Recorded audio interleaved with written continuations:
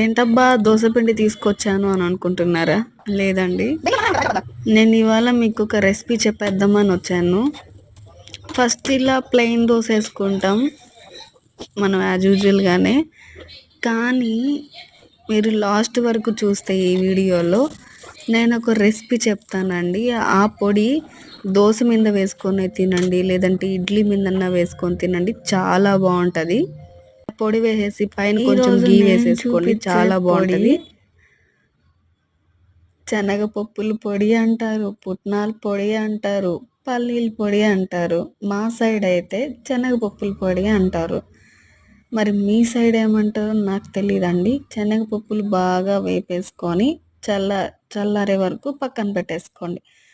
అదే ప్యాన్లో ఎండుమిర్చి మంచిగా రోస్ట్ చేసుకోండి, అంటే మంచిగా వేపుకోండి. చూడండి, పప్పుకి పట్టు విడిగా అయిపోతే బాగా చల్లారిపోయినట్లు.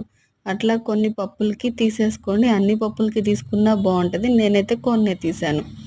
మిక్సీ జార్లో మనం వేయించుకున్న పప్పులు, ఎండుమిరపకాయలు, కొన్ని వెల్లుల్లిపాయలు, కొంచెం సాల్ట్ అయినా కల్లుప్పు అయినా యాడ్ చేసుకొని మిక్సీ పట్టేసుకొని పొడి బాగా చల్లారిపోయాక ఒక డబ్బాలో పెట్టేసుకోండి.